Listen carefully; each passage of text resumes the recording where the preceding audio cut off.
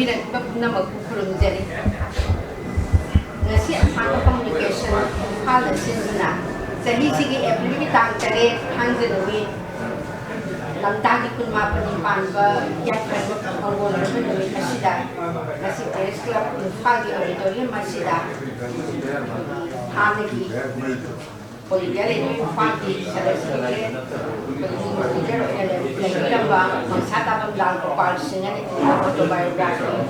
RECLUSE SOLITUDE haiba lai asi phonggi thormasi lai singing community yo biraklamani na ke thonabagi tanda se lojeri adu mai ki phibam si foreign akoi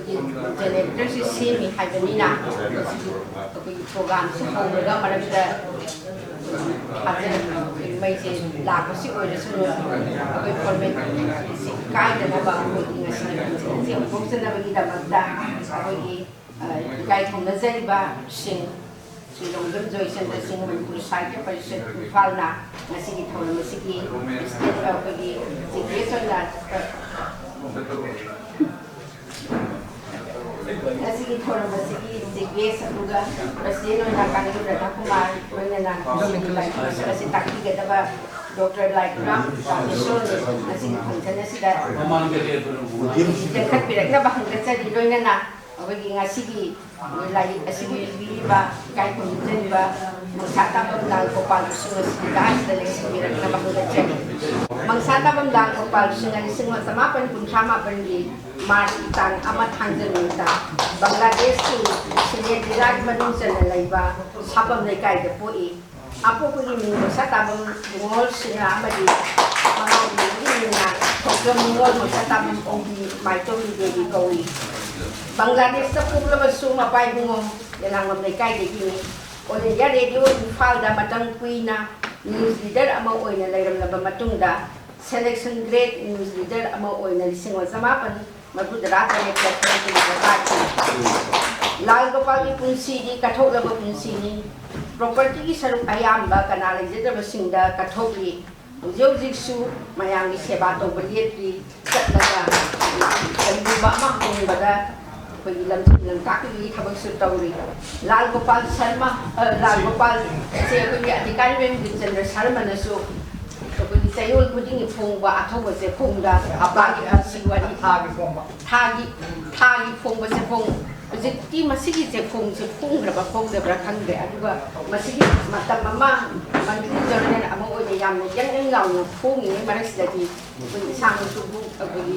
lam ni ra mo na artikel mayam ma happy juga di Chandra Sharma na so amu maram se yang khajana iyaga asuma happy hi bani ngasidi tongan ba ko gi sinpham dagi lakpa miyoi singda all India radio Imphal gi miyut khara su yauraga ngasidi thawram masida lakpi bagi tamita koi kai phunna bu usari ngasigi tawgadori function nasida yengbila iba mayam taramna okugi warol thambirana ba National Site Premier Committee Imphal gi hojau secretary oina thawpuri ba Dr. William Tembana lengbirakliba mayambu kogi taramna okugi warol CPP na ba hanggatse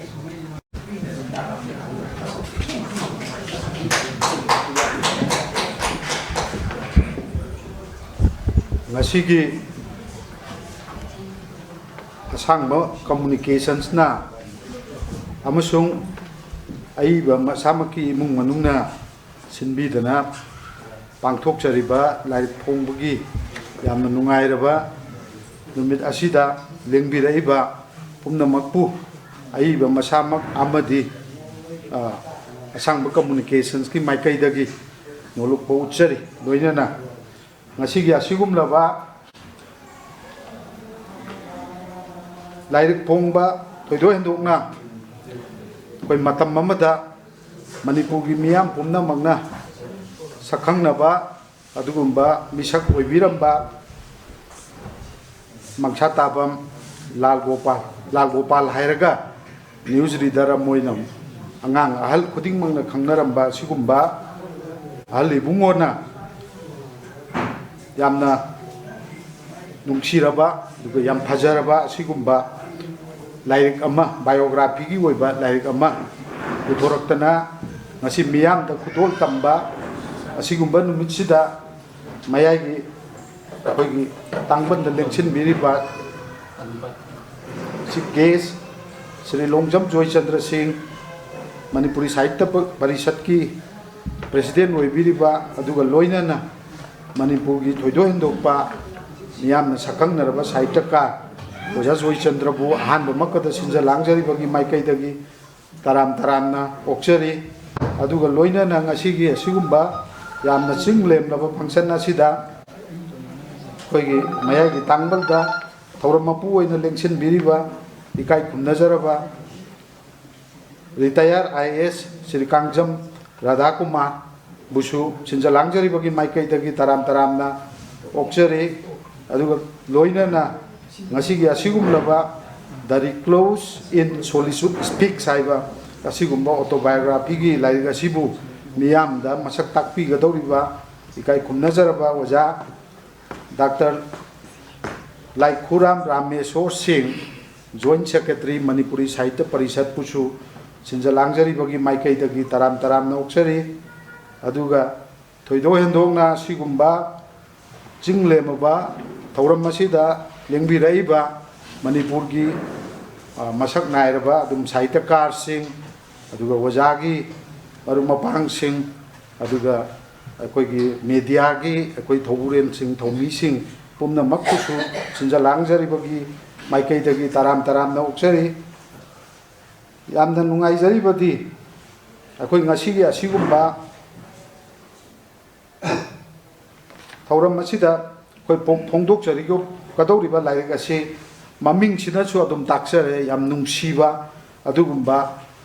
punsi wari oiba autobiography masagi punsi wari oiba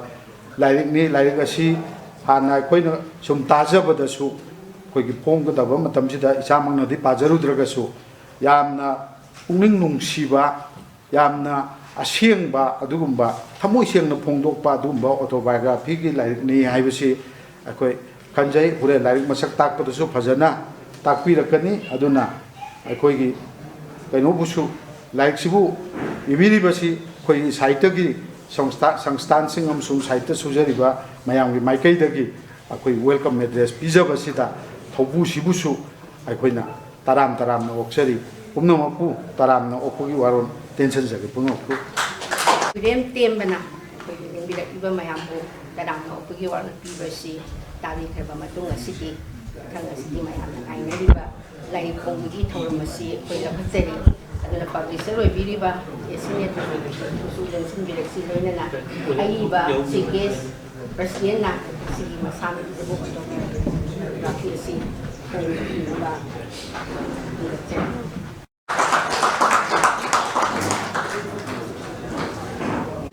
Oja Lalgopal Singh hogi autobiography English te iba English te iba masagi punsiwari gi maram de iba the recluse in solitude speaks haiba like si ai harau te bagolona na tinbiri ba ibungoi be masing mar mapang sing mayam gi mang dai phongdoi e hadana I lauthok sin like si phongdu pikir ma tunga si ba kai khona jani ba on yari do selection day newsletter oibirambana wahong tra thambina ba hangatchen lengbirei ba punumapu aina nondoga tarik kongbai si iriba misak adusu yamna nungai tanjamani ongona nungai ba suina pharogani nungai rangmani haraurongani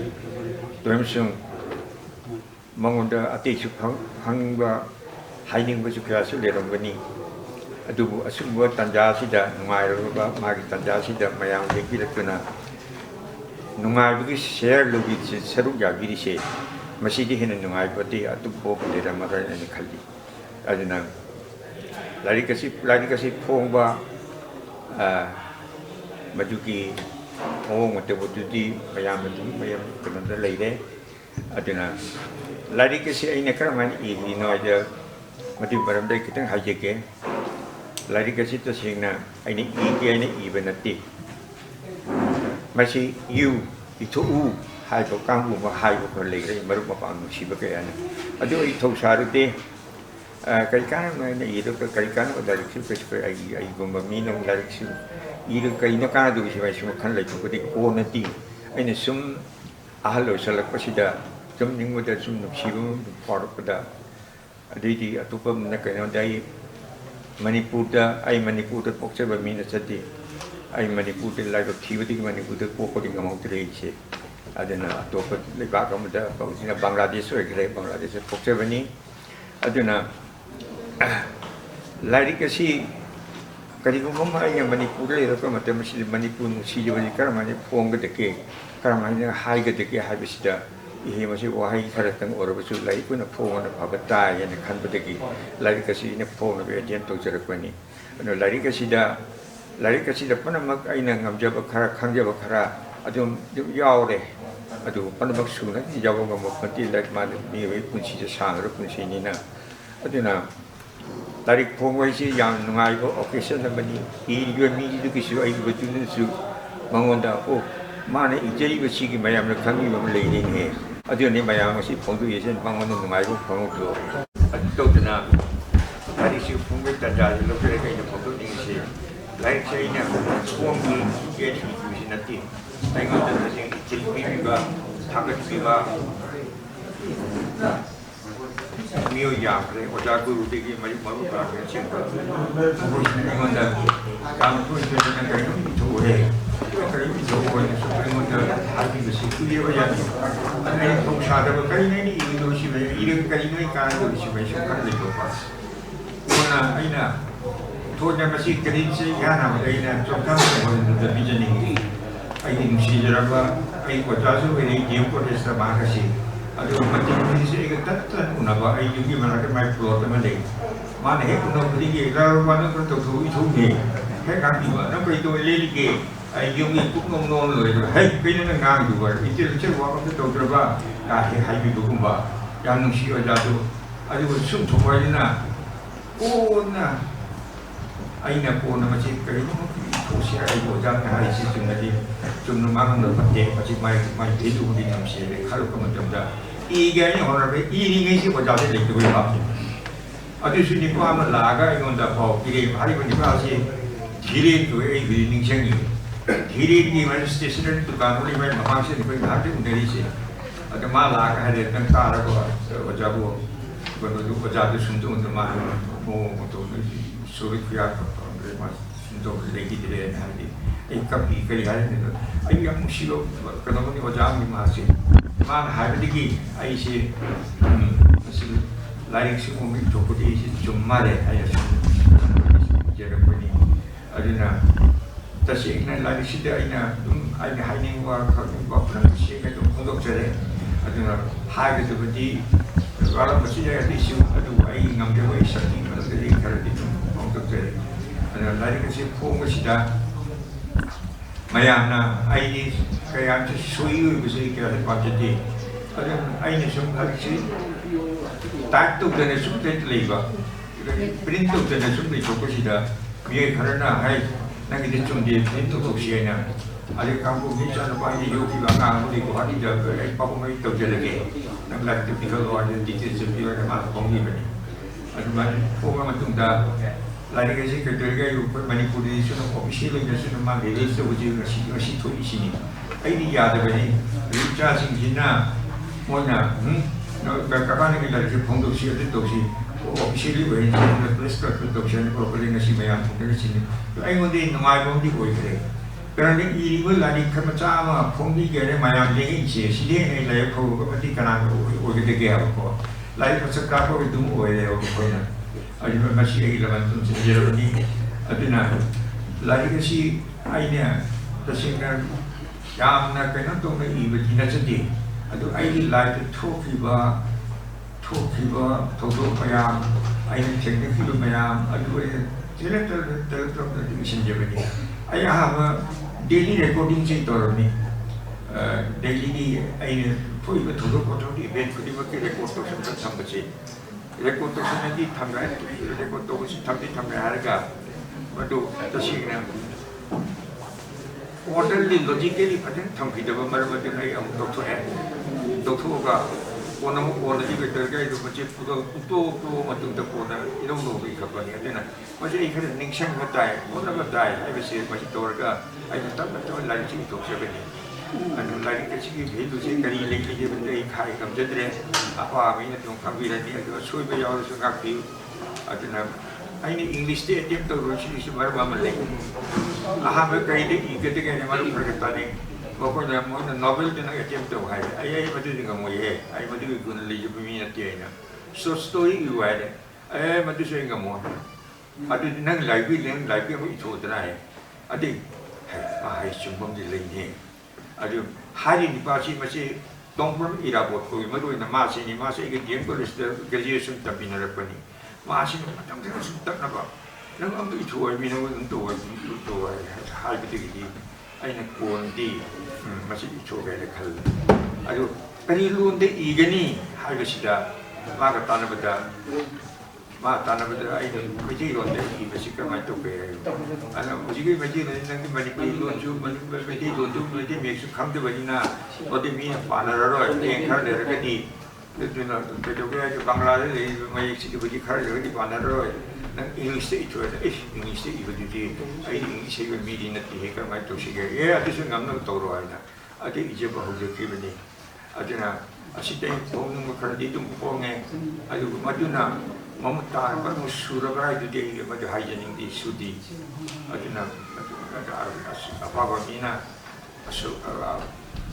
aran itu jawab apa ngapiu aduga kali umat artikel dokter kapu atau sajen itu pagi aja dengan masih hadir ke sini masih baru lagi aku nama situ. Ai bagi waral kami lebih mendunda di makata presiden si kundo itu autobiography si masa kami bagi gamada sendiri dokter like Ramesor si nambol sampai kolega assistant profesor na pagpun yun naman ko sa ita palisatina Joint Secretary Oibibani Lengsin Bilaksi kay Ginuzariba Dr. Like Ramesor Singh lagi asi masagi mamaldi sa humyang kay at kung sige wala napasan nila counter dagi pangitan masi April kitang taryat sok lisingani ngamari asigi nungay ba dahil pong bagi torom dari pong bagi thoram asda asigi sip gas ki pampam lang daling sin biriba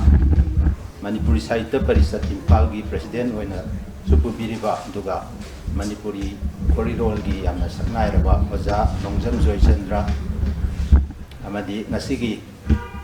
president oina lengsin biriba retired IAS Kangjam Radhakumar aduga ngasimak Manipuri literary gi kenoda yam kanna khong thangjin birba loina na drama gi gari gi matang da yam kanna sangsin diriba oja loina na ngasigi asigum laba direct asibu ibiduna sahitya gi ukaida achauba khudol ama tambiriba Lalgopal aina di angkal na kojabne adu mana inaura mesora na yamna nuchina kaubanina ai gi thamoi da di uncle na ina regard to jai adu mapan thongi dadi mana su inau na kopi adu aina su tamona kaujai adu ai thamoi dadi ya jati aina uncle aman thongna aina regard to jai adu ngasi aina lairik asi masak tak gi khudong saba angjaba si aina yamna khang hairu na tawru su na chati yamna laibak phabani ai masima ai thamjage Lirik asi atu mati magulle koina parpa lirik si yamna chawbu sunati adu yamna big sunati mayai oirap toroga aduga lirik si ai horen loina su ai haidok jab maramdi tharoi akoina supthuaga kali dongna thammamaga mayamna mahau yaudana kenu tobu su ai pamjati sequence karadang ai lokhat jaraga pachaba magi line to line adugi every phase automatic phase karing kan da pin da bayawre kitang sang na ga ibiram baya da bara kaina ina adu ko loiram dai gi kanu sidai da ai se loi hidor ye na ina yamna tap matam longna ai pajagi adu yam nungai magi punsi wari mana thengnar pa mi marakta athoiba mi amani maksi matam amada akoi all India radio si Manipuri gi Manipur dadi akoi mipung khudimakta akoi sagon aduna laaba aduga matam amada Lalgopal khakta na ting asi mayam ama lengsin biri yam nungai jai akoi all India radio gi dongan ba saknai ba mayam ama ka aduna Lalgopal si gidi kamai to ge bu matam amada magi khonjel tadaba mi lekhide adubu maksi kamai to kre si kana na su akoi gi ta gidra adu ngasi gi lyrics asigi title da su The Recluse in Solitude Speaks title si da su yamna relevant oina yamna man iriba aduga magi punsi siga mari leina na yamna arth leina mana title si thunbi nan makit min na leiroga hojik wangang haida mayam dagi naitom na adu ma kana mayam na Lalgopal gi lyric ama khongdori hai kan sida ma kamai tori adu tori mayam khat hangbira ko yawi akoina su khanga sana ba marma pangsing ni aduna lyric asi adu kimatik fazai pe sama ka humdra mari photo khra yawi photo sing du thadana pik tak ba aduga yamna su saw bu sunata ba yamna akoi magul leiba lyric amani asi mai an hata thamjage aduga yamna magi akoi gi lyric amagi contents adagi chapter wise adu da thoidokna adugu mai di yam kana maintain to di natte adugu magi akoi gi subtitle magi kano sing dugi marak marakta dum theli aduga kano sing si amta sanghande magi iriba kano sing si sequence amamam se tentak tawe anu pa bate am nungai loi ki dore haibagi nungai tabe yawi koida adugi ge amalai aduna yala madai ma lyric sigi hek horok bagi akogi mana quotation amadagi ay hojagi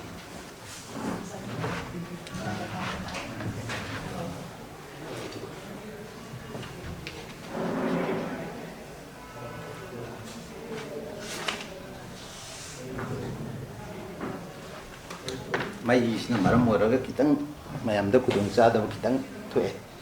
mangna masi akoigi punsigi thaudang lori ngai dadi punsigi life si adum normally nungai na chalamaga thabak tagi pothar ba matam sida nungai taba chitheng grab thengnei madugi si akoigi prolog page number 10 da ai quotation matik amatang ai pajage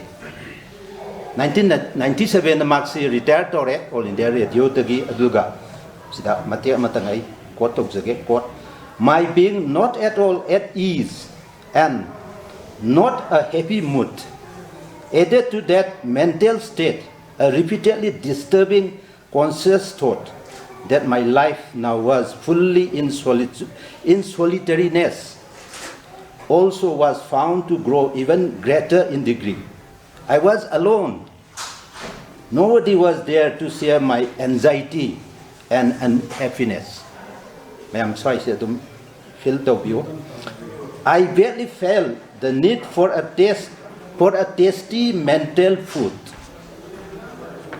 kind of appetite that might be for some kind of intellectual activities. Mi mapang mayam mahana di tinaram makolamba amagi idea exchange torba mayam si lap lep kibase mangonda yam nungai taba adugumba loneliness oiba yam na nungai taba adugumba ama feel to basi mayam na hena paraga dum nungai bigani which I really felt about is one very pleasant panacea barely needed to have recourse to suicide. And as I say, Dina, Panjaningba, Amagalay, R.K. Narayan, a Pauba, Indian writer, Magi story. The image, Aidana, R.K. Narayan, Mayam, Madam Papiramani, Madugi Genosi, Saisida Singing. R.K. Narayan, the image, Hibasisu, Akwigi, Lai Saba, sculpture, Amagi, Punsiwarini. Masi. Sculpture sida adukimatik mathwai yauba adukimatik dedicate tauba maduna maram oraga ma mayum makai si loina imung manung ni pingang thatoga yum thadok na sakrab nupane sahi kuinagi matungda mana nongma lai sabagi kanna thabak si chatharingai da kana matana mafam aduda changba yadina maramdi lai gi murti si akogi sanga ga dabagi ngai dana leiba matam madaida khanghaudana mana kanna mathai yauna saisida mi ama changpai mami da adaidi mana saudam aduga kanna exchange tongna re ngang na re khna re mambai thangda naha sin hai nangi murti se adu kimatik phaje adu taweda tawi adu nangna khalliba nangna khalluriba nung sin mati soire haru sida hal sina sauraga ai se punsida lai lising adu kimatik sar abni adu tawni mabani mamai thangda mabani cheli jamalai na phare nang naha nang sakhi beroi nang na kari gumba nang na haibi wado praman to bonga madi ai khut ani se kathat ke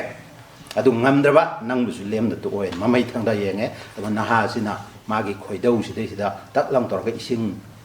ama yaw adu hangoi masu song fore adai di han sina sare na tore hai nang chak ngai ko adai gi tanja da mana makhuchi thang ka thake tawi mayam jang phai de naha nang ngai ko nang kanano kadai digi la ko no hang kan sida mamai thangda mai ma cha oiram mane mai ma cha no pa orame adai wari du linare ma si pura ga chakre magi khunda adubu ahan sigi wakhal sida magi ngasai gi toramba thabuk mayam do pulap aduda man ngasai wasaga hai ai ngasi dage ai gi khuju khulai pai ja nung thang kari grasi amata ai pai ra roi ngasi dagi sokra roi ai tang wase aduga masi magi mayum sida mapam sa nungai na lei adubu magi wakhal da nuai te adubu noma maki mamang sida mangna akoi ki mang sida akoi gi mangonda lai gi muti ama saw keseba gi muti ama saw haidana adu mamang du da pangthoi madudagi makse ngasai gi waru ba mai wakhal si phai he adu ga chap mana na ai RK Narayan gi phajaba line si paning mani adu ai tension jage sai sida adu gi ken thuma adu na ngasai gi Lalgopal gi sigi wakhal gi ama leiba tanja sida mahak karina maksi sumai tawdana maksi rescue da wahai gadra magi awa wakhal singi kokhi hargadi magse hana sumadi akogi letter writing kana da akogi prithvi gi apawa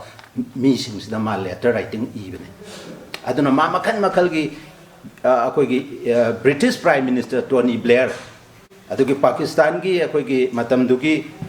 Khan masi akoi martial law gi kenoni matam do moidi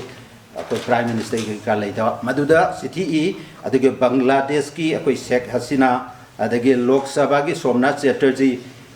aduga akogi Prime Minister Modi akogi de amana akogi NSN IM gi moibada city city sing magi personnel am tanate laibak sig issue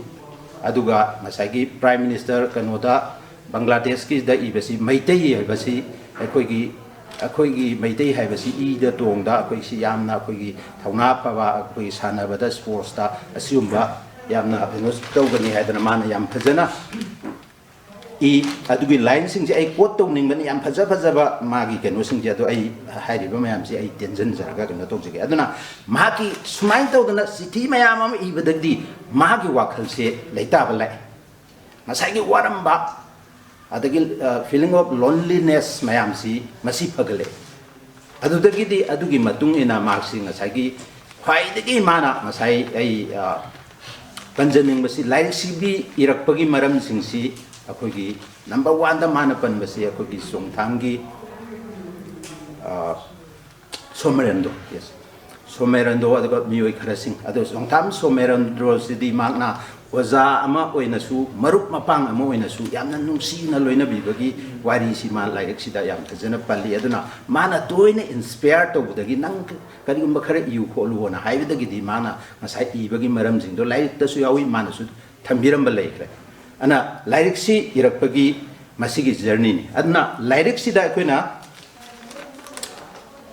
tongan ba akogi issue mayam amakha yawi yalhambada koina masi akogi phajaba saireng amana hana hawi saireng di ani yawi amana ima da address to ba ada ima si karamba imano hargadi aibu popi ba ima aduga aigi ima leipa ani sibu phajana saitharaga mana prologue sida thami aduga prologue epilogue haibna singba phajana maintain tawraga thami aduna mana ngasai gi ani subagi ima leibak ki matang sida tongan ba ima gi akogi address se amizan adagi ima adagi adu da maramdi pik labasu akoi manipur sida tongan ba furup mayam ma khakta ba tongan ba jati mayam khana pullaga akoi se hingmin nabagi adugi akoi integration national integration gi adugi wapam amasu ulli aduga doinana mama leibak ku nungsijaba magi maramdam bu nungsiba aduga magi majati bu nungsiba masi magi thamoida yamna chawna lei ana ai basigi magi magun singje akoina masi migi tawbimal jana khang masi pik ingai dagi yamna pikna akogi magi apokpi si kaina kiba basi taibang miro taibang da akoina angang yamna pik ingai da ai apa phata khangdriba masina kaino khangdringai da magi makoi machin mana ohumni ahan sina nupi ni mangna yaimani magi makhagi manau nupa masi taibang phawra amdai sidai da akogi midwife haigadra matam du dadi akoi nangang oi matan su maibi hena aduna angang unanabagi manau nupa si unanabagi damakta mayam tawdana madi khara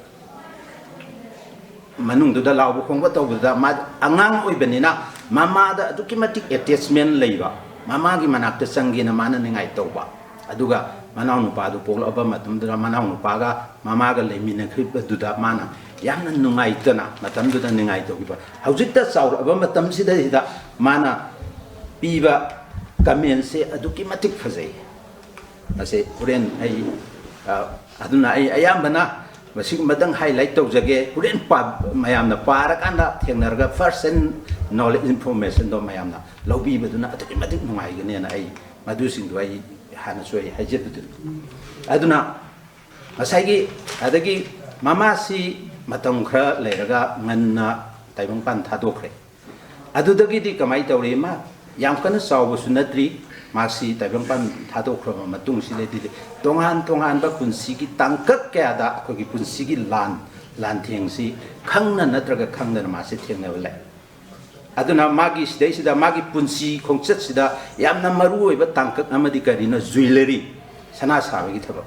sana sabe si akoi gi mana maitei imasing sigi magi wakhalon si mana thamme bangladesh ki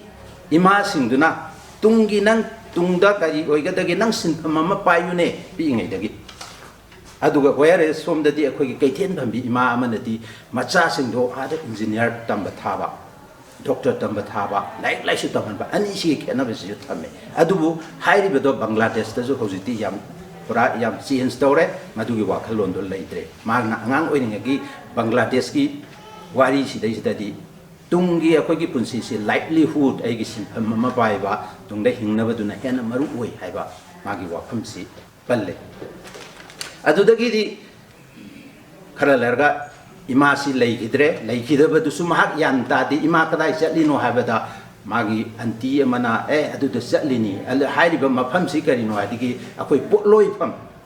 mangpham jaga duni adu da chatlini huren nung dawairam halakani na mangon da thiemi aduna di masi karimta taibang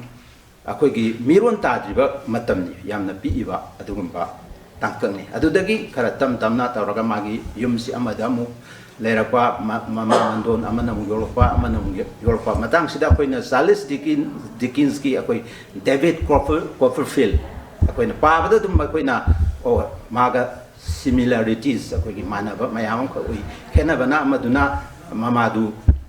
akoi David Copperfield gi di mayum panthoki bani adu magi taibang pan thadokhi bani adubu ngasai gi warakpa matang mana amagi dong chalga suba nomba torpa khoisan chalakwa ma torpa lakpa adai de mu asam da mu lakpa jorat tes puda mu sana sabong yoromba maduda so mu 1940 ga 5 si akogi anis bolanjau gi prithvi gi yam kanna kanchalakwa manipur sida akogi anis bolanjau na sai sida da moin mapan ngang na bawani hai magi wari sida ani sibol lanjau gi sigi malap sida manipur sana lupana akogi yam marang kaina leire mafam du chaladi El Dorado akoi phangbang amaroi da nungai bu punsi ma hangani haibe si mayam nang nangna bagi ma wari si tare mana tespur da sana saminariba moi ani ohumsi adu madi khara pi masi hundu omaga zakre aduga maduda masi yam nungaiti mathanda adidi masi om hale aduga Bangladesh tong le khale kanda silong dong le sumai tong adu mamai thangda masi Manipur da chatlo na mabu yok jeri be mama sina nang Manipur da chatlo haidana warip silaw Manipur da lakmani madui matang si sumai yam sangna di ite adu Manipur da lakasi mana Dimapur bak train da lae hai sahi mana Dimapur da gi amu Dimapur da thungaba matam sida koi lorry driver matam dugi maitim sasana nupa masa nang kadai yogdoino khotoino haraga moina pubirakpa adu lambi da sak sa ba khopai to se madi pesa di yaudaba the saksa si haka se mana ai di sak lam di hadana saksi sa dana sarai helaga aba singjamai thoksom leikai a si rom leikai saida thambiram basi mani mafam jida leiba koigi mabu toina koba magi mamagi mari amana ngasagi mafam da sana saba mafam da laaga masi sana saba gi thabak tawrona adagi sumagi journey si lae adagi tamna akogi Imphal dom leiba semai dom leiba adugi wari mayam amakak leikre magi adu tauna mangonda di lairik tamning bagi wakhal lama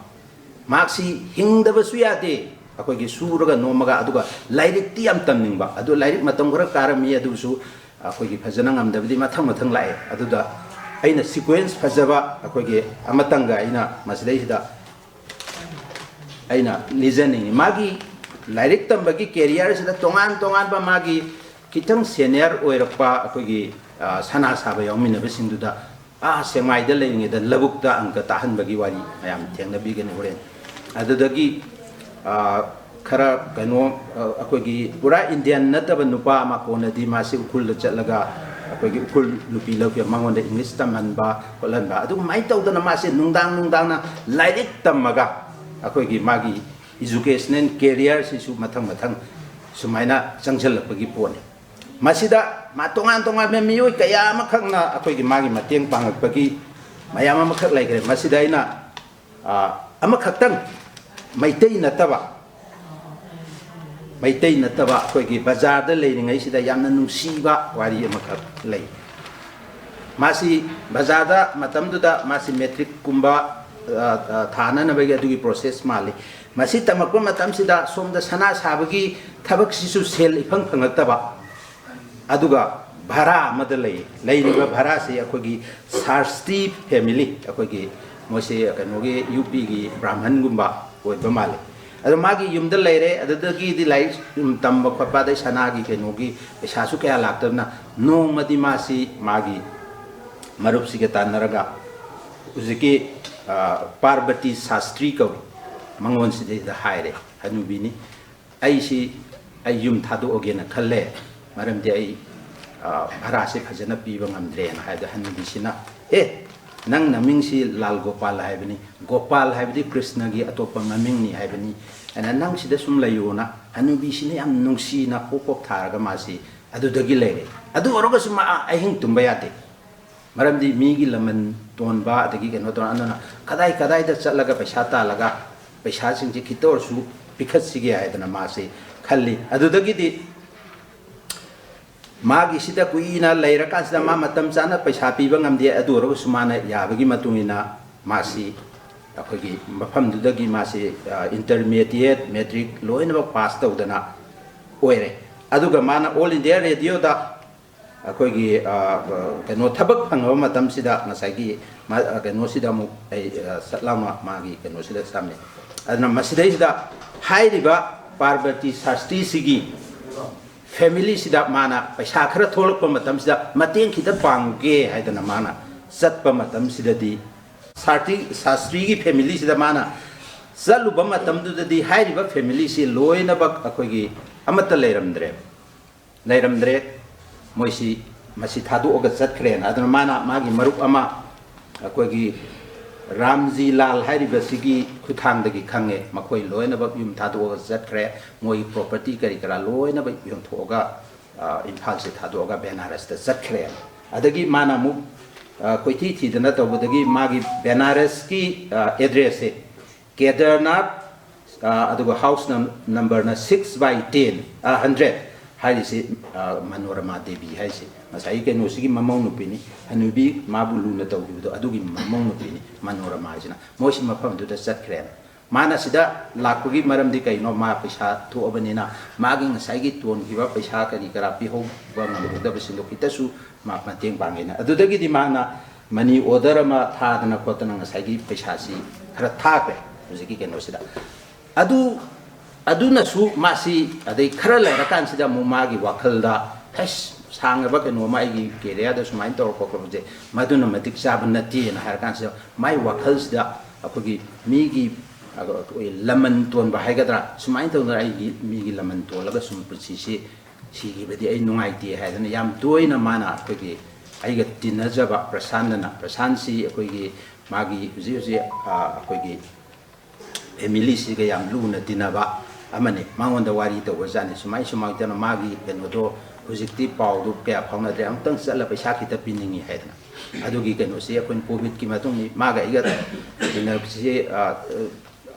akogi ai baga khangnar 2017 16 17 adai du dagi ni adu roga so koina sat bagi plan nung to se covid laksin gi ngamde 2022 gi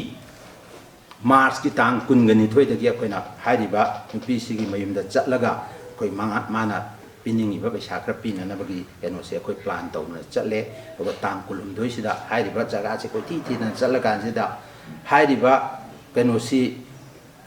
family si amuk chat pa kan sa yum si loi le rame house na karim de aduga mi di India koi South India gi family amal le rame ba hang kan paw am da phawna dre manak tu da lepam ba hal ma chang akan sida wari sane adu di khangi moi di mafam amada yong reni sakrabani adu Benaras tadi laibani mafam du di khangdre aduna ai chap chap du di khangdre lamdi loi yon thomani haibde akoi si yam nungai dana hotel da hale wakhal si yam nungai tre pasanga ai ga su nungai tre ma su nungai tre adu bo akoi gi tourist guide tu da koi ni sinar mi si na adai din nung thinda mu nung da ram da phone call la es mai do dana hai ma gi dress out tra pange aduna kan yam thuna thol ona thol aga koi si chatle auto tonga chala kan sida hujiki Barbati sigi amu masanupi ani leiba akogi masanupi ani si usa haiba ma akogi amanas sasi haiba ma usa haiba ma sasi haiba ma aduna moi ani si di hingi amadi covid ta sigre hare aduna amadu sigrabanina amadu thi sena kone thi kan sidaida masai si giba nupi sigi masa nupi si gi nupa si auto thorami mai manak da se na khoi si thira kan da theng lambi da tamona bu hai ai bana ina mo pesa se sumai to piram masira na da de ai na tamo madu nungai ro hotel da padana wari to ra to si na wari du sanar kan sida moi se hotel da lae next day da lae da di wari maya mo gi family si to moi kapmin na ba ma koi gi hanagi wari mayam si to sida koi da pura thamoi sida kaino ma feel tawi adugi keno tumadi ai bana yam sida khongre adudagi di same night sida ngasai gi hingi ba kaino si madi kaino da lairi haidana akoi gi usa sidi Benaras da lairi na magi nungdang sida koi si chale ma unaba sida pura koi si ngakre mana koi na sange yaure kan sida lengjal o kai masak yang fajai hai mi si ahal oire masi retired principal mi si wang chawi masak matau fajai aduga mana lengsel haraga kogi as gentleman sina kanano hanga adai di wari mabani gi wari mayama mi se adai di wari si sanaba tawi aya mana ma hindi ngangi ma tawi adai ai na mai teron si ngang na fa na ngasai di an ba ko chapa de lengsel hai gi ne adai di hindi adu ngang go do dai na hairaga ichanupi kayano haibede dimana mathang haidar gun ai ichanupi se aduni ahum machanupi ahum amana gynecologist ade aduna ade ani na lecture ngatani mana retired principal ni na makoi gi wari ade di ai na Manipur thak puchalakanda lairik si hawai kadai de tamake ai bo hairaga mana singjamai girls tamai hairaga adai imanabi ga di leibra adai ma makhuthi haidhar ai loina simpa pudre adu da as singju chaba khotpa dagi kai yaksami matam da koi sakan thauna sa singju sana ba thamba usana ba adai Manipur ki matam du ki society Manipur ki samaj ki keno se pajana magi wakhal leiramba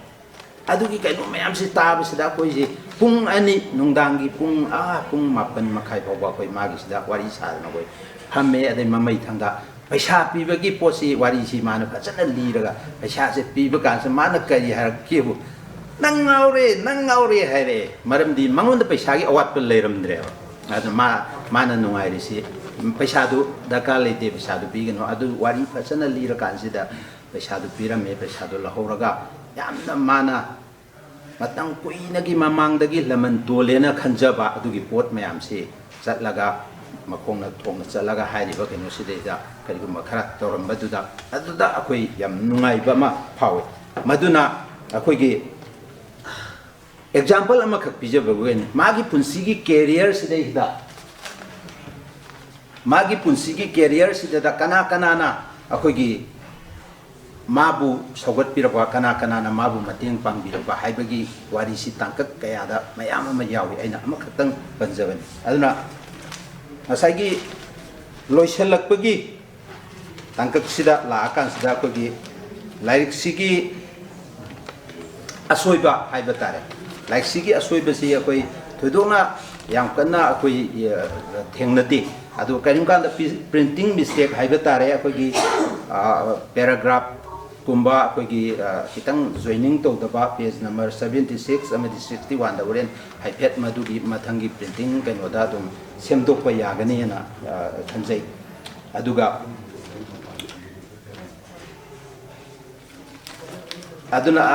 lirik magi language amadi style hajabtare language si yamna icham chamba wai wata senai aduga mana akogi direct akogi kanoti akogi roundabout way akogi wakoi subugum basike ataude aduga masi matang sida mana akogi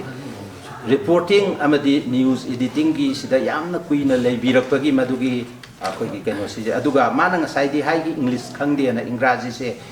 phasana ma mastery akogi over the english language masi ma phasana mayamna pabiraka na khangani magi senariba wahi wata language asina sengba aduna amata sangwe aduna matang sida akogi Shakespeare gi Hamlet ta akogi Polonius na brevity is the best wit ana haibado adumai to da maki yamna tentak ko chap sana thabagi wahi watasi koi masi ui thengna bigani aduna lirik asi yamna mapung oina yemukanda atuki matik phajaba aduga yamna magul leiba tungda masi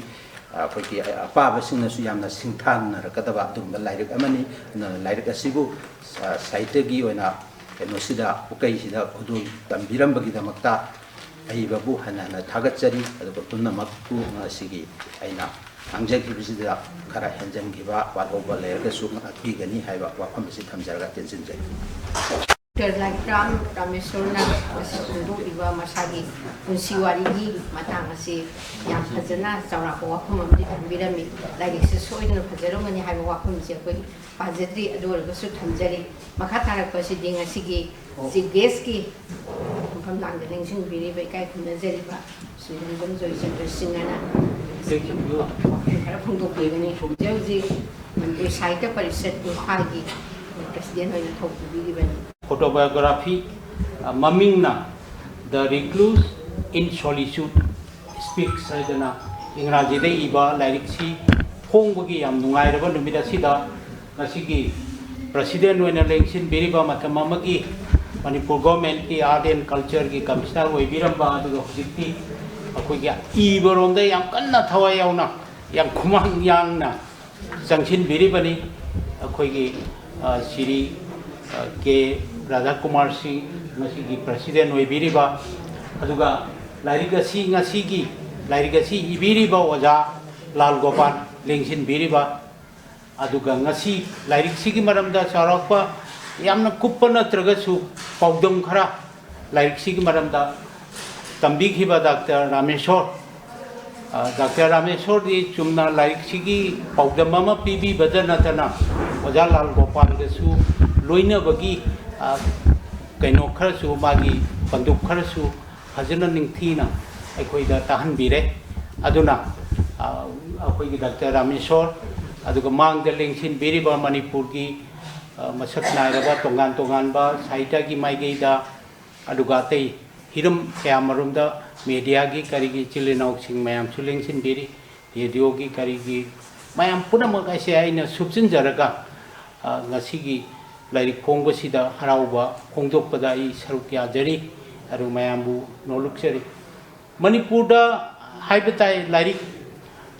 ki tongan tongan ba lairik phongga mayam yaubi khre mayam na khangwiri baduni sairenge khangde warim sai khangde novel gi khangde dharma gi khangde aduga nainaba waring khangde tongan ba translation gi khangde atopa lon de gi handokpa ko mayam se asida ki marak saista akoi biography gumba autobiography gumba ibagi tangkak kharasu akoi hapchalak pase masi akoi yam nungaiba Manipuri sahita gi khongchat sida yam nungaiba ma mathelama hapchalak pane na I sam nai panjage ado biography aduga autobiography Manipurda leiriba aduga sigi yamna akuppa maroldi koi mangdeleng sin beba Dr. Thokchom Ibon bina magi lairik ama phongkhrabani 19 anjung khajabada 2017 da oirangani na khanje adeida lairik ama su phongkhre aduga maduda su koigi Manipur gi Sahitya Academy na piba Manipur gi naina wareng haitare maduda ihalanba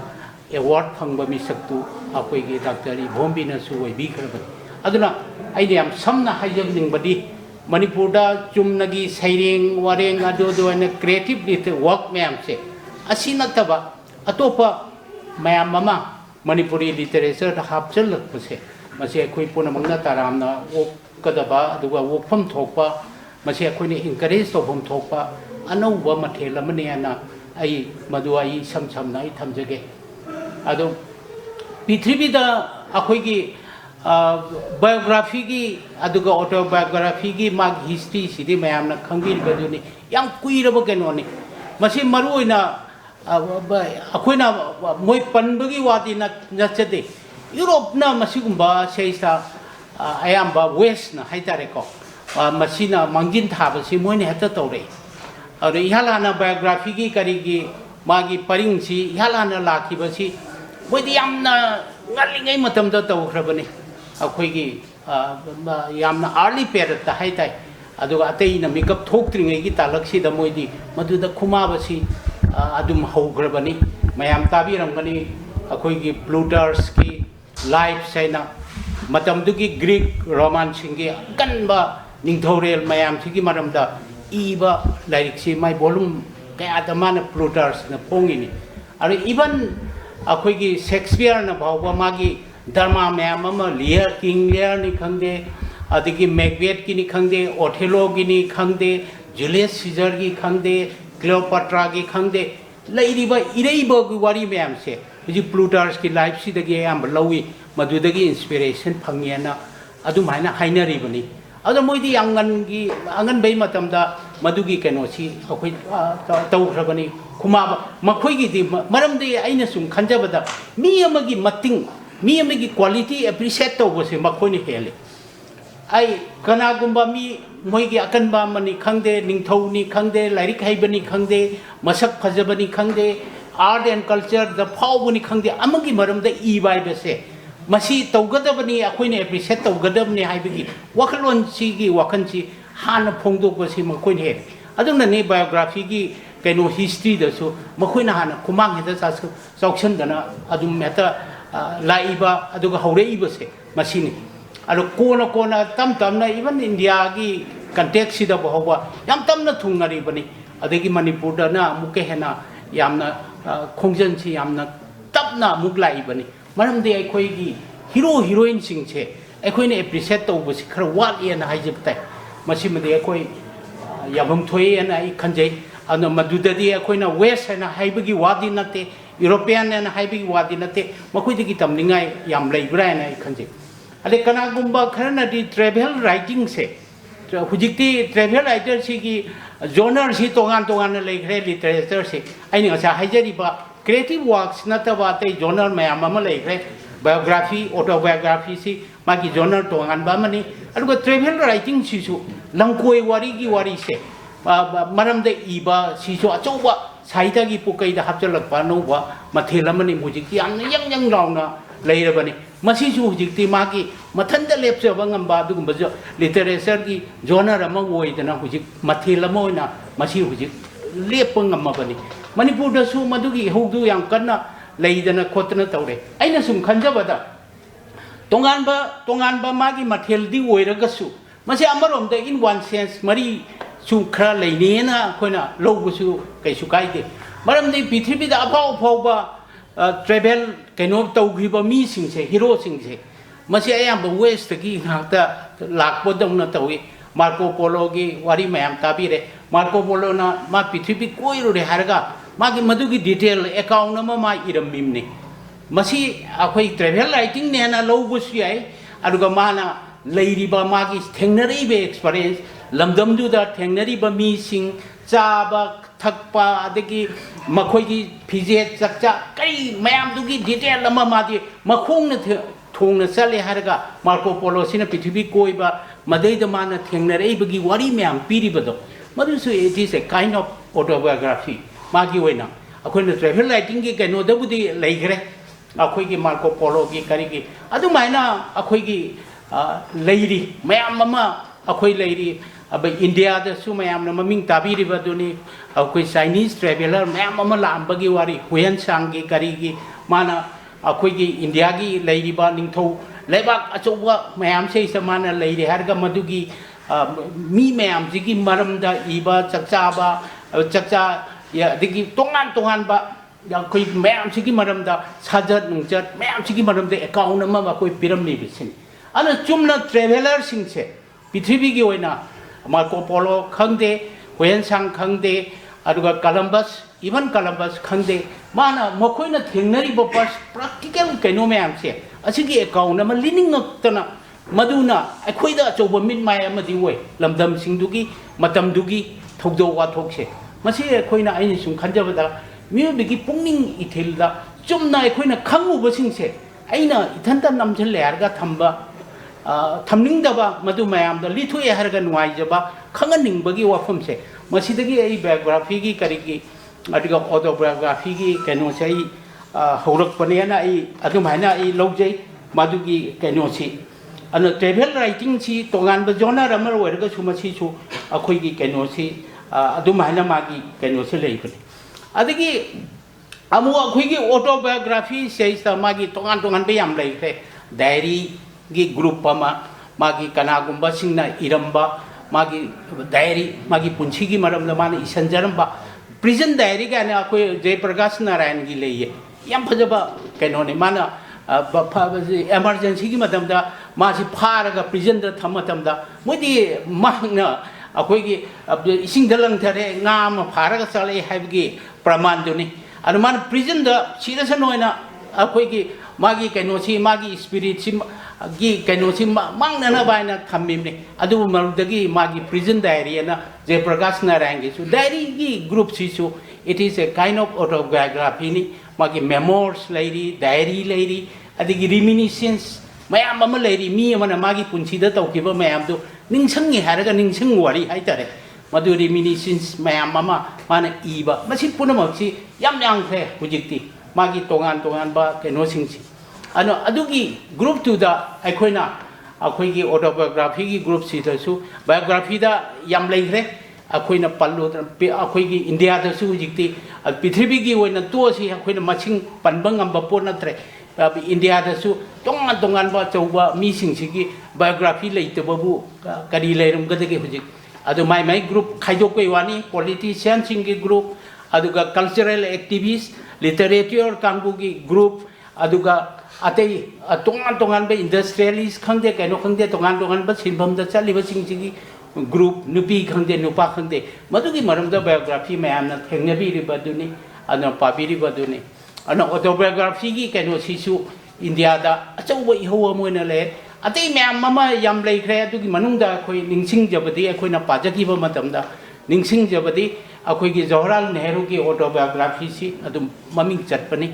aduga even akhoi gi Gandhi gi akhoi gi Mahatma Gandhi gi magi my experiments with truth aina mai duna khara yam honest hoina haibatai mai ni thengna ki ba thogdo ka thog me amadu eta kaino tawre haraga selective oire haraga tawba natraba aseng bado magi aduna man maming bhawba man thonjari baduni my experiments with truth aina aseng bado ajo achum bada yumpham oijaba adugumba agi punchi gi wari ne na magi aseng ba mayam du li thokpa mayam jo khoi pa bada minakong oije aina akhoi gi ai matam khara ai usu oja oina haujarak pani akhoi gi college da kari da oja oina ai gi ahan ba career si adeda aina chhatra singsi da aina advice tawjabam le chhatra singchina makhoi gi early stage da even parents oina harabasu yai parents singchina magi macha masu da early stage da khoi gi angang sing da khoina haining base maje khoina fiction pa ba gi mahutta fiction gi tongan be am lai re hujikti aina maming loina panjadra ga su moi ja du ngau dun lai bane akhoi gi angang khangde aduga topa gi angang khangde chhatra chhatri khangde moi gi ano thorakpa ano ba west gi khangde india gi khangde lai ba fiction mayam se sei se ngau ra ga moi di lai je bane an fiction pa bi mahutta aina posak ani ka aina chhatra singda aduga yum aduga atai marup mapang sing gi isa su singda aina haijabam lei posakani khak sile makhoi gi career semba matamda kwaidagi maru ri se posakani amana biography pawena aduga amana dharma gi lairik si pahan ba ma changi angang pi sagwai ringa da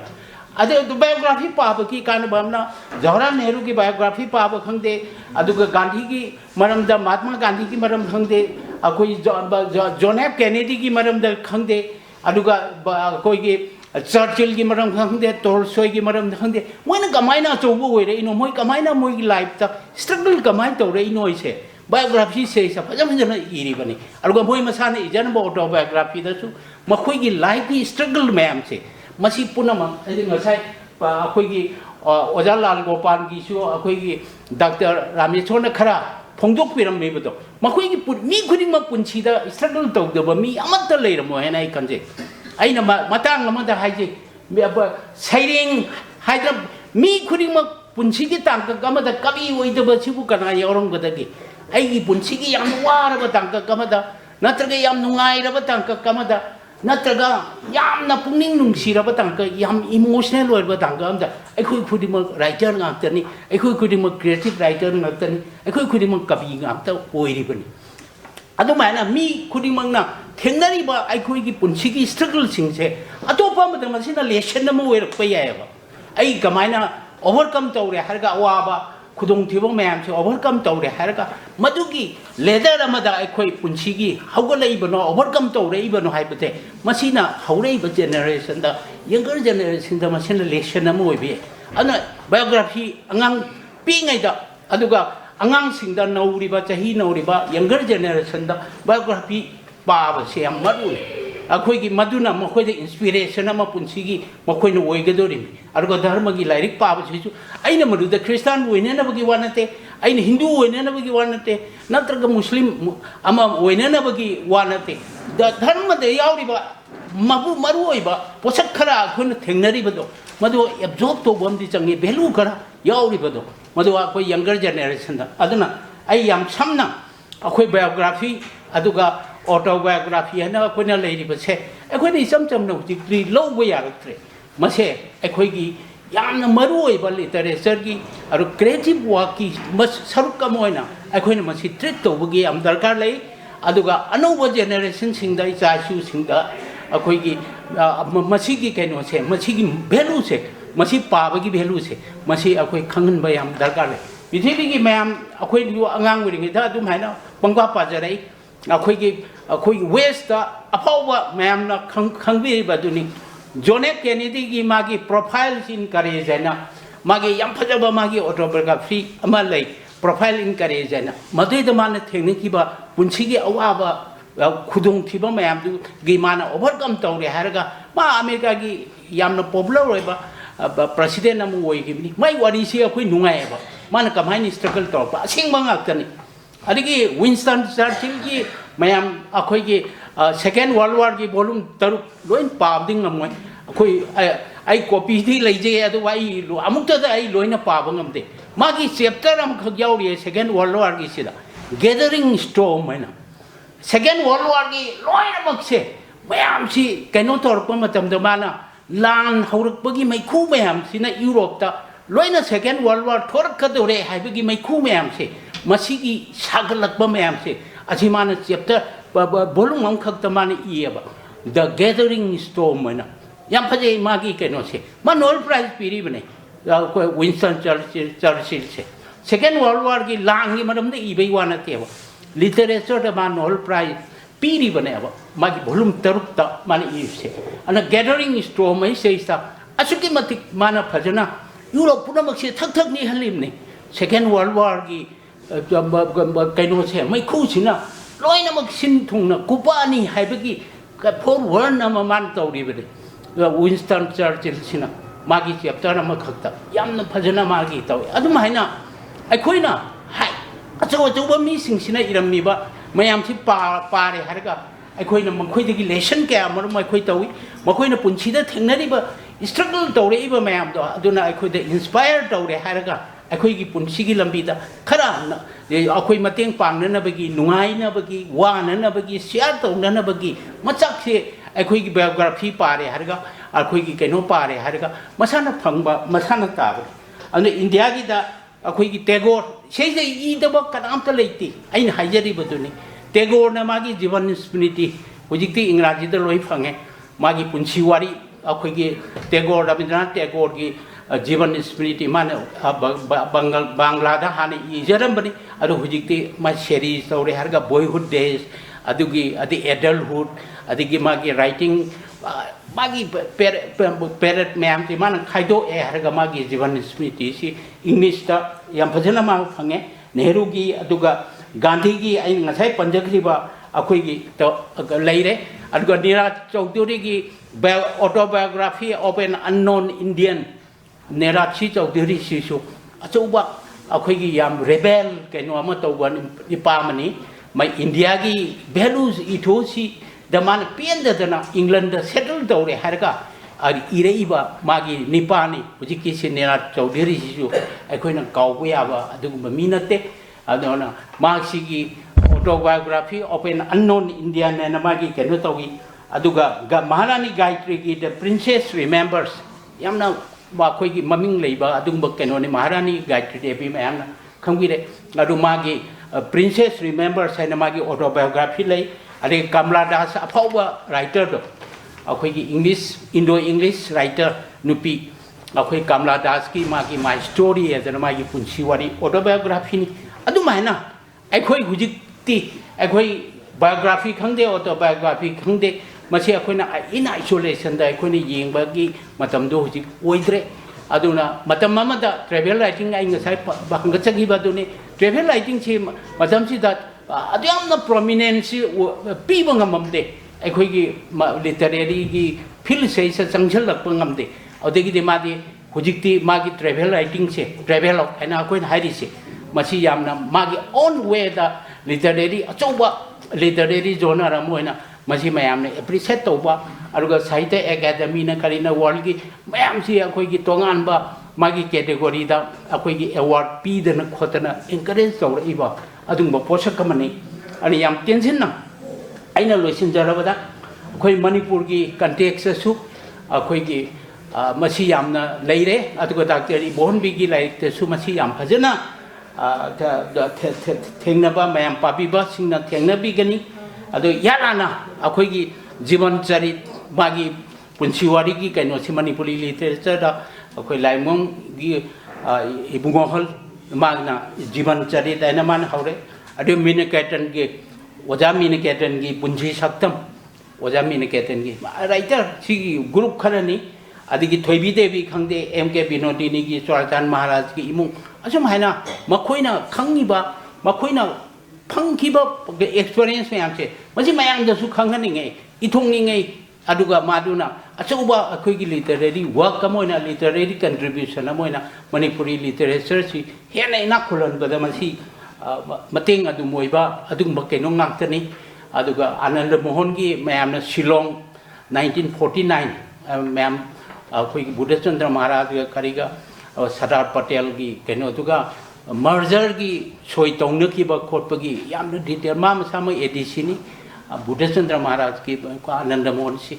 adu da ma na thengnaru bi experience mayam du mayam masi puna mak se akhoi da tungi itihas irak pa singda tungi miron haugalai ba miron singda masi achauba bi yam valuable loiba lan na ma soidana oigani maramdi itihas hai si madudagi akhoi na sengbal le haraga jati amagi magi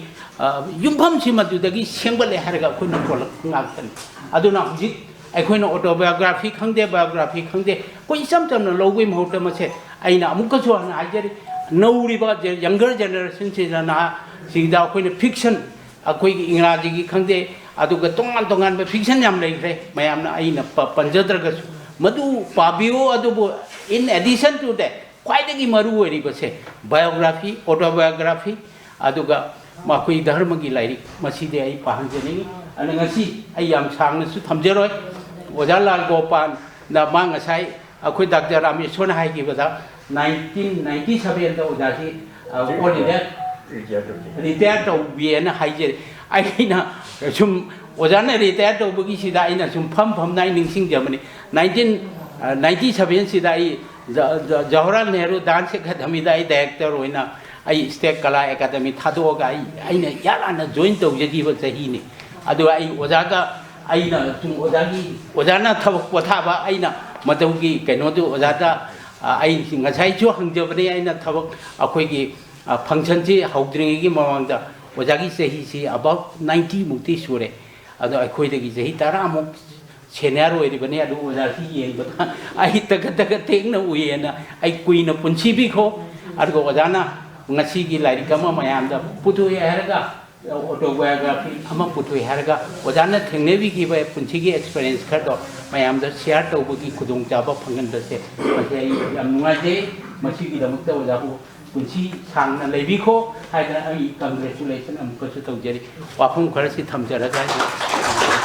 ai masi mana yang jauh kre magi ai bagi yung pi pan dai mata da hang biram जो जे आई बसी single life नि अदु रगसु मागी मनाउ नुपी अदुगा मनाउ नुपी की मचा सिंग ना यामना section ना लु ना फजना लाइब्रेरी अबोई मंत्री टुपी दा मानो अदुगा मा मचा ना इबा लाइरिक सिदा यावबना page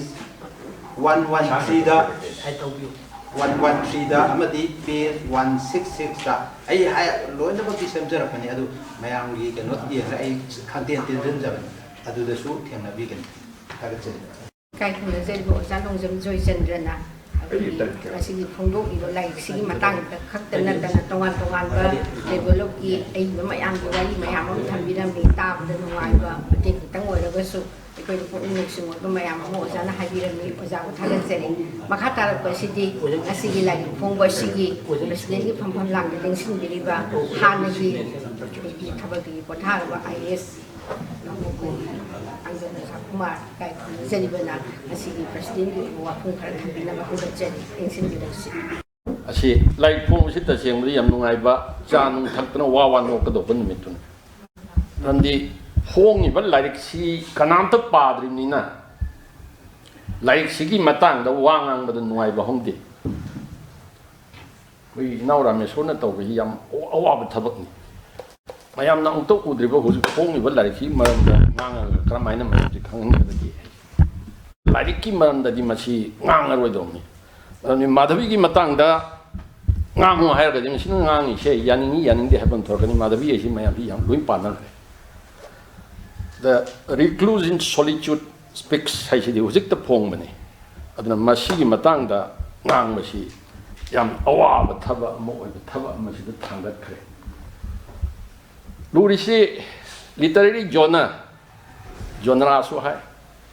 saita ki masa leiba mayam si da Sereng wari maca penyast essay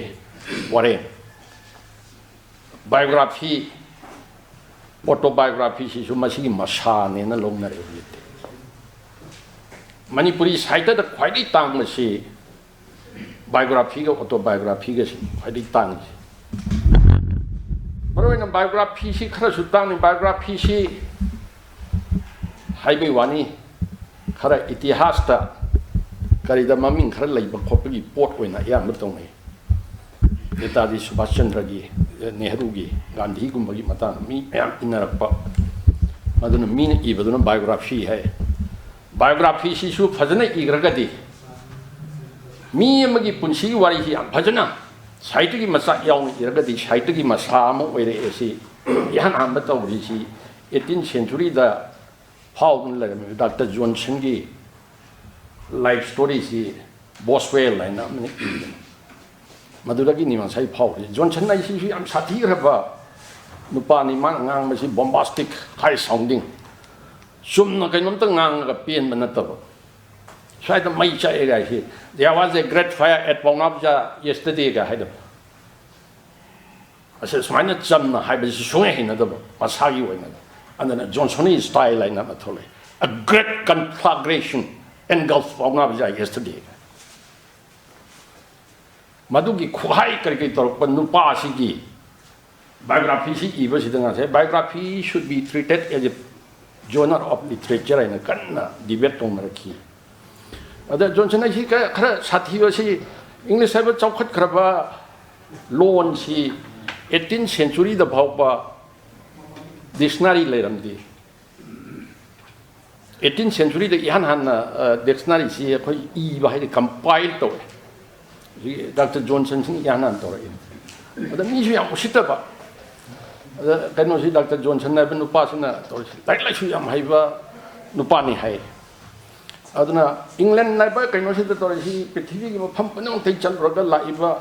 So India they should cutting up with Manchester the kind of Shunga Tori economy gas yam developed over. Other Ireland they lack Migas in Moina, from the side of the Deswali, Yellow Padon Kan Bazar. Not sure I my young Sashi like that, I have a type to lay. And the mana hand English artist that for ye, Sagolawai he and Ninjani. Sagolawai he, my tina the palm the Janavani, Usoki the Sagola, Hapagadi Sakta as Kangni. Other Asom the Masilang Tokni, Sagol Pijay, my hand. Magi, I don't know English key this night, Yana, even the England di China da ba Ireland di Palm na China ba Hawaii ni na halu na Ireland na mai luin thagi mai dictionary madum manupa si biography si irakpa si Boswell ni matam biography should be treated as a part of literary journal masam ni si kan na yan han ba horak pani na koi history de thing ade mana autobiography si literature gi nai narap si masi suya uya daro si yabni new criticism kind of make around the horror kind of Malay. Madhavi Khati, Dr. Komol Imran the Kaim Kalun. Dr. Komol surgeon were a meet on the posting Tarami. Matanduini Tona MBBS Kakashi Lat, Louisiana cannot talk in his das, he must in pass at the Ming on Tadu Hikari Tiunu. Dr. Komol na Tamilong the laying either Dilong in the Pim Cham, Loram Braga, should hit you, Darkality. Madavi to Kati, lay putting to Kati. Just forget about everything. Dr. Komola, other poe, can't she put the poe in Mapam in Chico, Mamma in Chico? So I shoot the poe is away in the poe. Hikarikana gay. Adana, primary writer, you can get under Kalunu. Concentrate on the text being led by him. I think he am soon get no Toragana. Shakespeare and I see Hainer even man. Shakespeare his folk at the book is not 19 from the deep. Shakespeare Imanda, Shane Kangiba, Sentiency, Hunkatini. Shakespeare, he more lazy him up and Hanba Mowam Lora me. Mosi had Jane Matam and Mazapo eh. No, I have done any Sentien and anything coming. Machanu Pima, she gave a great Yakuda, Sochida, Amakakale, Home Chicotane. Other Shakespeare like Iramba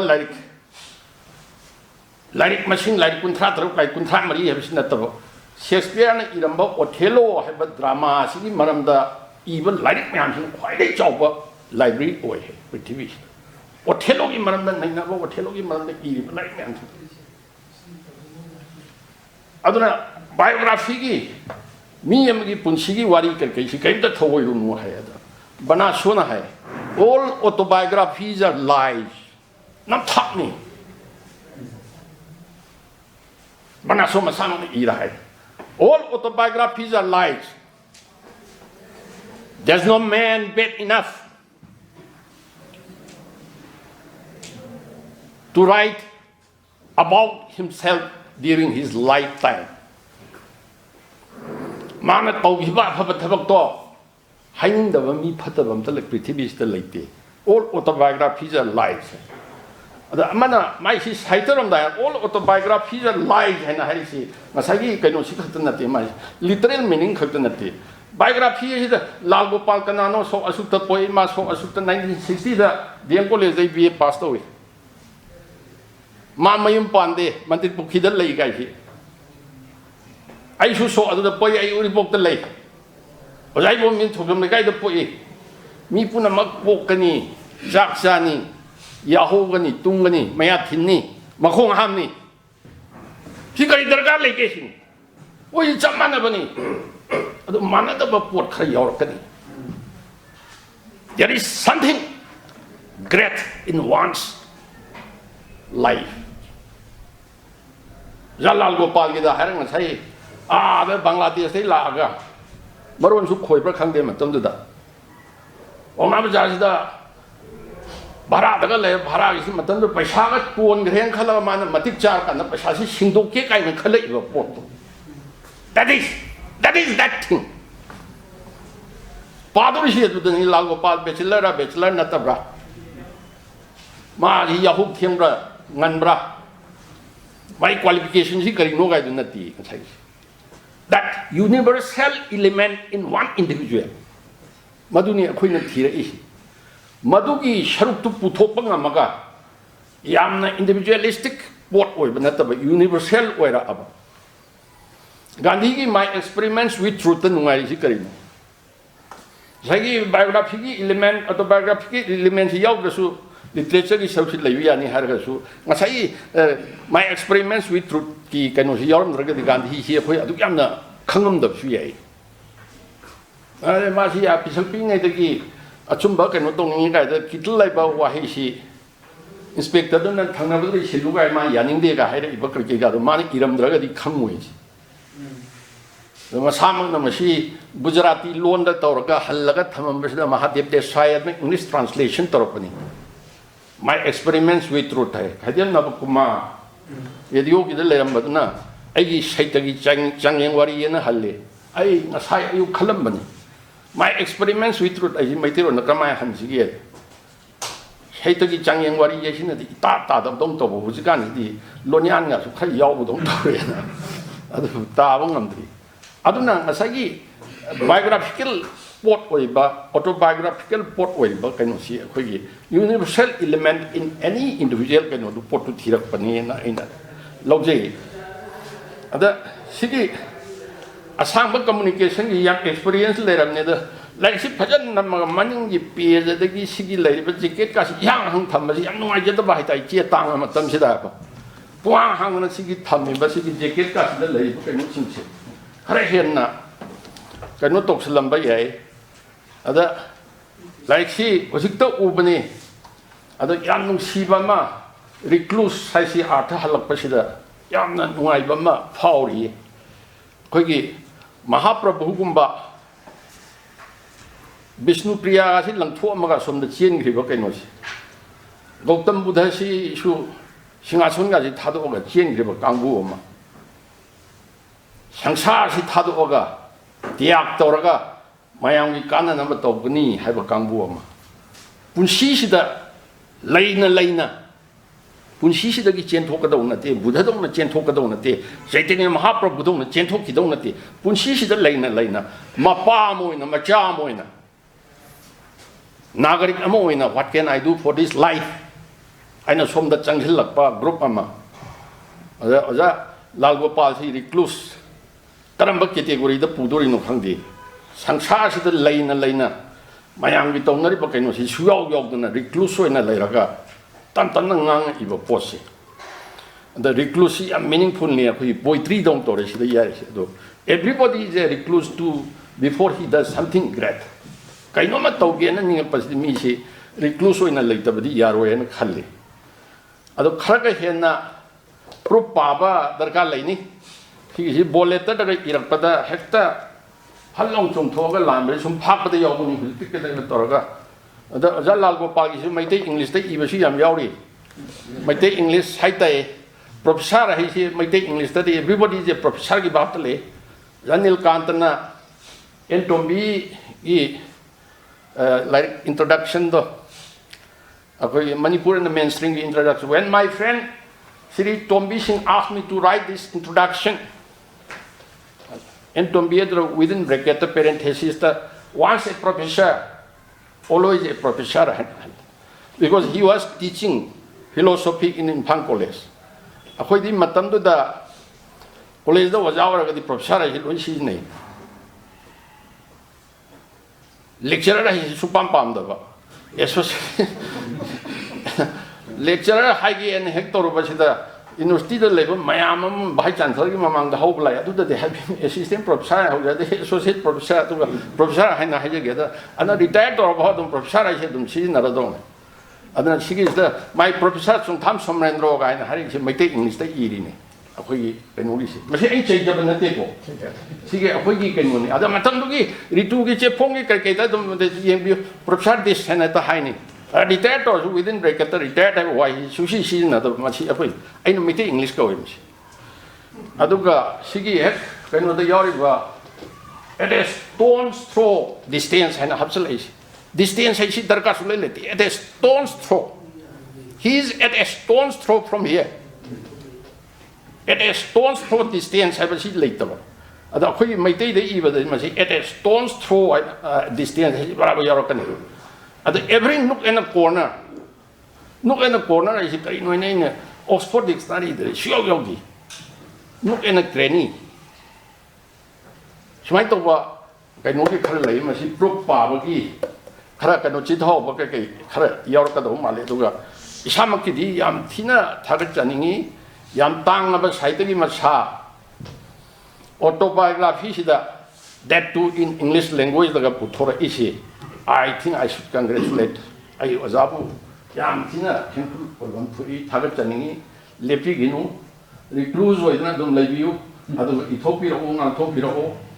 Sagi universal element in one individual dog. Let it shine. Madu Tora Aga, Mayam Sida Kagi, Manipur society. Kainugi mayam si tawira do azan iba kainuga si thi daga iriba Narendra Modi daga iriba kholi matandra kaisu hambira moji G20 gi summit ka matun Vasudeva kutumba kamga si pura kainugi kainuga na lakhe masi hana azan iraga sondra tawrabane hoji na kainu G20 gi summit ki theme daga tore parliament ki mamang daga Vasudeva kutumba kamga gi lakhe na masi atha han masi India can do the here of people where the world is not broken up into fragments by near domestic walls. Madam quietly Jamna Pazana Halaboining. Masiki Matang, like Simatang, Baragan Nainaragan, Yam Malay, heck cannot drop by the Pajamani Yang is going to be very interesting.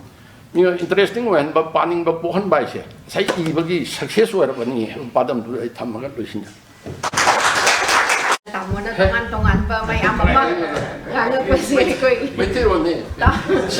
Metero na nga tamu lay manole sige ako yam na paksaw nga hijani tamu na yam na pajaw wa may amama may presidential address na thamira ni ako kasi ako iwasuli pigino hay wa man su thamira ni ako si di autobiography siya sumaglay ka doon niya din naman sila pakwan o hilaga tu ko pagi Hong Sumak,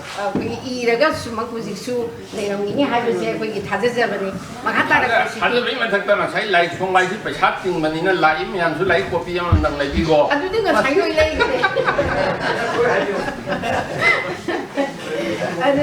don't know, like say that don't form the lady. I don't we like for one miss that we Kayam was held down again. I had to come with it on Sapa later. ꯑꯗꯣ ꯃꯈꯥ ꯇꯥꯔꯛꯄꯁꯤꯗꯤ ꯑꯁꯤꯒꯤ ꯂꯥꯏꯔꯤꯛ ꯐꯣꯡꯕꯒꯤ ꯊꯧꯔꯝ ꯑꯁꯤ ꯑꯩꯈꯣꯏꯒꯤ ꯂꯣꯏꯁꯤꯜꯂꯛꯄꯁꯤꯗ vote of thanks ꯄꯤꯕꯤꯅꯕꯒꯤꯗꯃꯛꯇ ꯃꯅꯤꯄꯨꯔ ꯁꯥꯍꯤꯇ꯭ꯌ ꯄꯔꯤꯁꯠ ꯏꯝꯐꯥꯜꯒꯤ ꯍꯧꯖꯤꯛ ꯍꯧꯖꯤꯛ ꯁꯦꯀ꯭ꯔꯦꯇꯔꯤ ꯑꯣꯏꯅ ꯊꯧꯄꯤꯔꯤꯕ ꯑꯦꯂꯥꯡꯕꯝ ꯂꯣꯕꯔꯇ ꯗꯣꯛꯇꯔ ꯑꯦꯂꯥꯡꯕꯝ ꯂꯣꯕꯔꯇꯅ ꯑꯁꯤꯒꯤ ꯑꯁꯤꯒꯨꯝꯕ ꯈꯣꯡꯖꯪ ꯑꯁꯤꯒꯤ ꯁꯥꯒꯠ ꯋꯥꯔꯣꯜ ꯄꯤꯕꯤꯅꯕ ꯍꯪꯒꯠꯆꯔꯤ ꯂꯦꯡꯁꯤꯟꯕꯤꯔꯛꯄ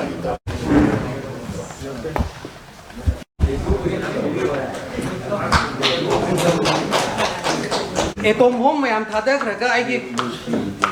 करी साउंड याम पिक पसिनो मु थागा वाई पी बसिदि मैम नुंगाइ तो दि मानदे तो दुम होना जरगे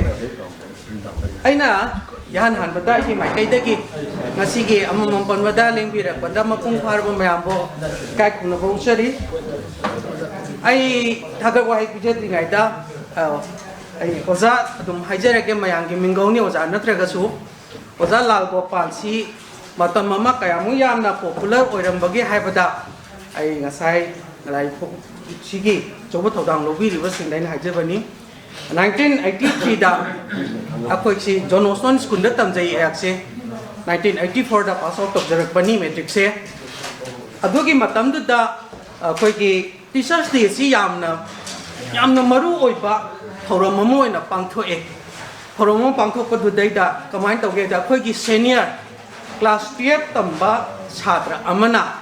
yamna thajadana akhoi kamaina to ge da akhoi ki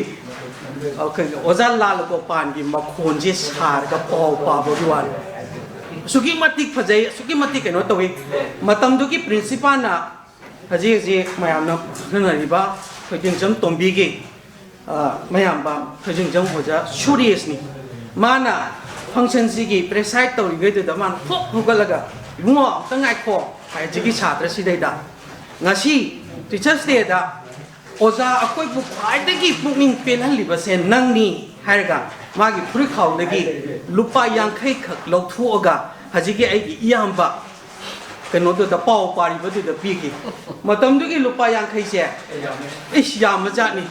lupa tara pai ba da pidribi joy torge matam du lupa yang khai oza suresh na akoi bu ngasi khwai da gi yamna pelhan ki ba ojabu pelan ki ba misak se nang ni ada lupa yang kai pigi singtang ai pau tam jage da mayang aja bani ngasi gi yamna nungai ra ba larik pabi na ba larik leibi na ba laitaba lamtam sdeita angau khoi dongna ai gi yamba Retd na asangba communication gi makhada khongbiri ba sigumba autobiography the RECLUSE in SOLITUDE speech habas data lingbire ibasing amadi dai ka biba singbo kononjari nasige sigum wat thoram masida nasai horakpada onthokpa phibam amani ngongduna ai samak sumu hanjanjarui sigum bat thoram masida koina hajaruba matamda chief guest oina lengsin biu haidana hajaruba matamda harauna yapirakpa Manipuri Sahitya Parishad ki hauji President Obiriba Shri Longjam Joy Chandra Singha bo asangba communication lamadi ngasi ke larik asibu ibiriba ojagi muhut silaga aina thaga pokondok jari patangda ngasi gi asigum labat thoram masigi recite to winna ba hajaru bada harau na yabirakpa masa moksung ngasi yamna chawba thabak ama pangtho uriba asigum laba retired IS Kangjam Radha Kumar Busu asangba communication lama sunglarik asibu ibiri baski maikai te ki aina mo singlaga tagachari loina na ngasige larik asibu mayam da nit mai oina ba hena pahaning na ba chaurak ba masak tapi khiba ai gi maru Dr. Raikuram Rameswar Assistant Professor Nampun Sanoi College hauji na Manipur Sahitya Parishad Imphal gi Joint Secretary oina su thobu biriba busu thagatsari loina na ngasigi amamam tam panjabada matik charaba Sahitya Academy awardees ahum yaubiraba asigumaba aduga AIR Imphal gi masang oiraba tobuba sing yaubiraba hanagi AIR Imphal gi chalaba oja bibi sarama yaubiri panjare punama kasina ngasigi thoram masi yana masang oiba adugumba picture basu achauba function lama oi na onthokpi bagi damak tasu khongjari ba gi maikai dagi aina mahus silaga thaga ba khongdokjari loina na ngasigi थौरम मसिबु conduct तौबिरिबा आइनादि इसे कौजबा से तोंबिबुसु थागतचरी hall असिबु वाइबदा अयाबा पिबिरिबा हॉल असिबु सेनबिरिबा पुनमपुसु थागतचरी प्रिंट अमदि इलेक्ट्रॉनिक्स मीडिया पुनमपुसु थागतचरी लोइनना सुचल हाइरे कांदा आइना लेंबिरकलिबा पुनम अमदि दाइस सिलेक्शन बिरिबो असंगमुक तंबुद केसल अमदि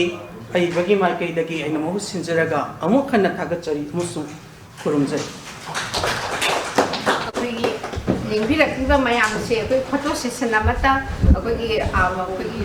लाइबसिंजे यामना मरुइबा मिसक हाक्तनी ग्रुप फोटो अमतंग लौनबगी चांस अमतंग लहोगे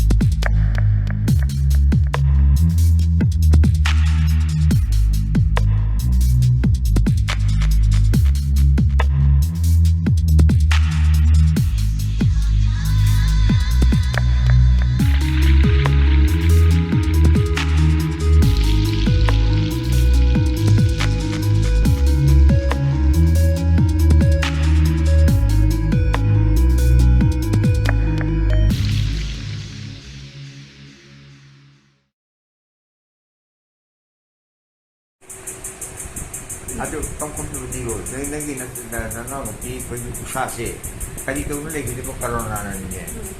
Mana hai ni? Aduh hayu apa? एक बात बोलूं मैं यहाँ कोई मणिपुरी बोलने वाला है ही नहीं मुझे बंदा हायो कर मैंने नहीं कर से उसाह से कर मैं लेगी थी समझे यहाँ कोई मणिपुरी बोला ना हम तो धीरे धीरे धीरे धीरे पढ़ते हैं भूल जाएंगे सब I know Manipuri I know Bangla ये से no I know English I know Tamil and Telugu अच्छा अच्छा पंजाबी ऑल्सो अच्छा अच्छा 5-7 लैंग्वेज में जानती हूँ क्या करें कुछ बोलने वाला नहीं है ना मणिपुरी में तो बात कीजिए ना Ichanupi ke ane ba? आइए Ao. इचानुपी होंगे Oh, maming kay kau ba? Mummy अहन दीदो Ah. मादी मम्मी ने मधुलिका Kari tau mana? माँ doctor gynaecologist Oh. Second one is lecturer her name is Sangeeta Sangeeta Sangeeta Kadai dalay re mana? किधर बनारस चले Oh, Banaras dalay ba? अभी पे दो Oh. अभी पे किधर लेके मादी नोएडा लेके Nay dada kari tau. Offer lecturer Oh. MAT Aha. MAT university Oh, as maming Moy ahum magloy na qualify oire. हाँ Moy ahum magloy na ba? Qualify oire. ऐसी इचानुपी की अहम लगी ना अहम भी मचान पाम लगी माँ Ah. He's now gone for the engineering level. And the second one is going to complete this is 12th, and he will also go. Third one, okay. Lucky, huh?